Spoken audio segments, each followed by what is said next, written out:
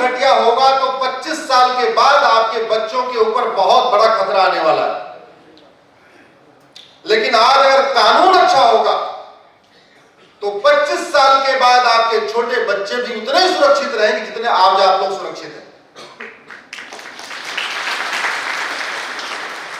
आज के अच्छे शासक आपको तो बचा सकते हैं, 25 साल के बाद आपके छोटे बच्चों को नहीं बचाएंगे, तब तक वो रहेंगे नहीं।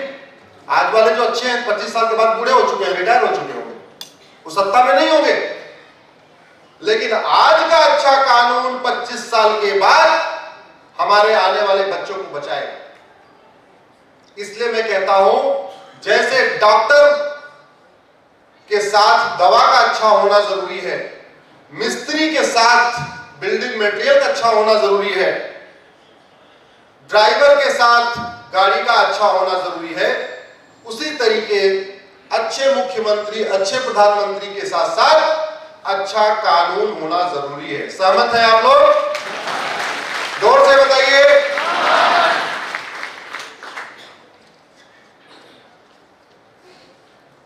आज डॉक्टर को 500 रुपए, यहां भी 500 रुपए लगते होंगे प्राइवेट, बुखार इतना ही होगा। आप डॉक्टर से इलाज कराने जाते हैं, फीस देते हैं 500 रुपए, जो भी 800-1000 रुपए। आप चाहते क्या है? आपका एक ही बार दवा देने पर आपकी तबीयत ठीक हो जाए, आप चाहते हैं बार बार हमें बुलाता रहे? जोर से बोलिए भाई पीछे वाले।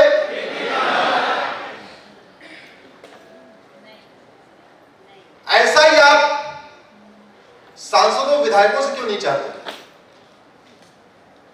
आप सांसदों विधायकों से क्यों नहीं चाहते कि वो ऐसा कानून बनाए कि समस्या जड़ से खत्म हो, टेम्परेरी खत्म ना हो? आप चाहते हैं कि बुखार 2 दिन के लिए खत्म हो जाए, दोबारा हो जाए? क्या चाहते हैं आप?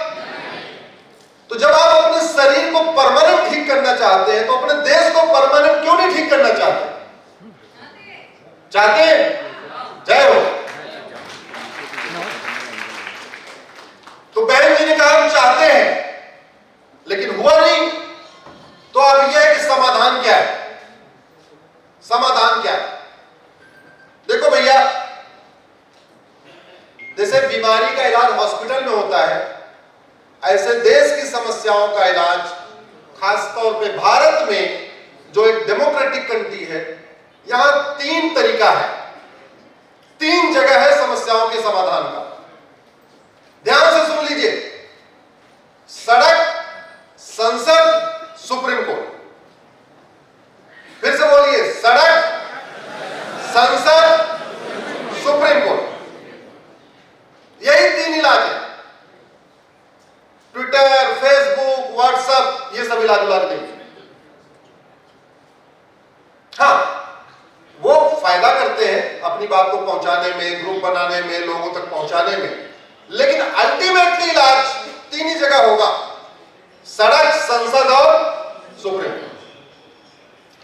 जो सांसद बन सकते हैं उनको मैं बधाई देता हूं, सांसद बनिए और समस्याओं को संसद में उठाइए। इस हाल में से कोई सांसद बनने वाला है क्या? जोर से बोलिए जरा।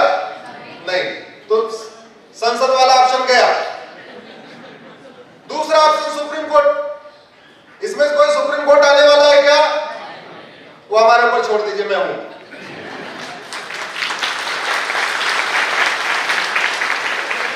तो आपके लिए ऑप्शन कौन सा बचा? सड़क। आपके लिए क्या ऑप्शन बचा? सड़क। तो सड़क उतरना पड़ेगा, और देश विरोधी काम के लिए नहीं, राष्ट्रहित के काम के लिए, राष्ट्रहित के काम के लिए सड़क पर उतरना पड़ेगा। देखिए, आप लोग के पास समय पर्याप्त है ना? कितनी देर आप हमें सुनना चाहते हैं?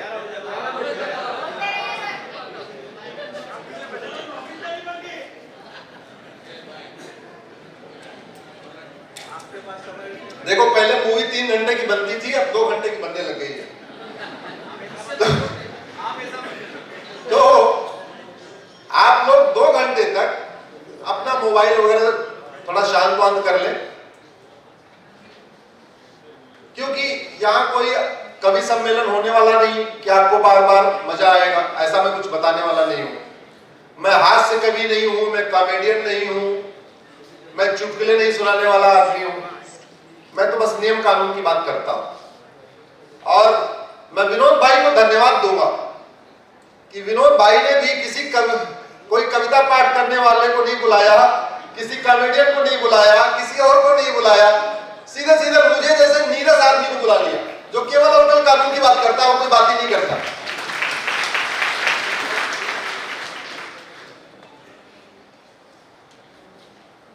भारत में राजतंत्र नहीं है, समझिए इस चीज को जरा। भारत में राजतंत्र नहीं है, भारत में क्या है? लोकतंत्र। लोकतंत्र है ना, डेमोक्रेसी।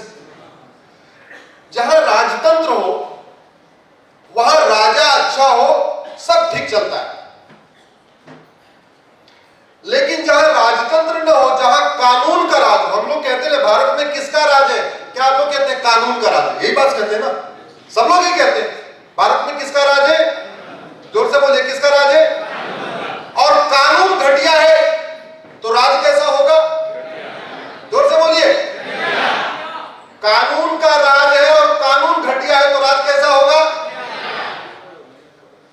भारत और अमेरिका, भारत और सिंगापुर, भारत और चाइना में नेताओं का अंतर नहीं है। सिंगापुर के प्रधानमंत्री हमारे प्रधानमंत्री से ज्यादा ईमानदार नहीं है। सिंगापुर के प्रधानमंत्री हमारे प्रधानमंत्री से ज्यादा मेहनती नहीं है। सिंगापुर के प्रधानमंत्री हमारे प्रधानमंत्री से ज्यादा राष्ट्रभक्त नहीं है। फिर अंतर क्या है? जो समस्या भारत में है वो सिंगापुर में क्यों नहीं है? अंतर क्या है? कानून। अमेरिका का राष्ट्रपति या चाइना का राष्ट्रपति हमारे प्रधानमंत्री से ज्यादा मेहनती नहीं, ज्यादा ईमानदार नहीं, ज्यादा राष्ट्रभक्त नहीं। फिर जो समस्या भारत में है वो चाइना में क्यों नहीं, अमेरिका में क्यों नहीं? अंतर क्या है? जोर से बोलिए, अंतर क्या है? कानून। अब कानून बनाने का तीन ही रास्ता, सड़क, संसद और, फिर से बोलिए, सड़क, संसद और। संसद में आप जाओगे नहीं, सुप्रीम कोर्ट में हम हैं, तो आपके लिए क्या रास्ता? सड़क। बात क्लियर एकदम? अब आगे बढ़ते हैं।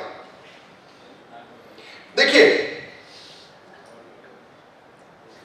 अगर सरदर्द हो, एक गोली खा लीजिए, सेराडॉन, ठीक हो जाएगी। बुखार हो, 2 गोली खा लीजिए, ठीक हो जाएगी। लेकिन कैंसर अगर हो जाए तो 1 गोली 2 गोली से ठीक होगा क्या? सेराडॉन, पैरासीटामोल से ठीक होगा क्या? जोर से बोलिए भाई, पीछे वाले नहीं बोल रहे। भारत में कैंसर हो चुका है। मैं बहुत गंभीरता के साथ कह रहा हूं। आपको नहीं दिख रहा है क्योंकि आप लोग गुजरात में हैं, वो भी गुजरात के, एक बार द्वारका में होते तो आपको समझ में आता है। आपको सूरत में है, सूर्यपुर में है, यहाँ सुरक्षित है। लेकिन जितने सुरक्षित आप हैं, भारत इतना सुरक्षित नहीं है। 200 जिलों से हिंदुओं का पलायन हो रहा है। कितने जिलों से? 9 राज्यों में हिंदू खत्म हो चुके हैं। कितने राज्यों में? 9 राज्यों।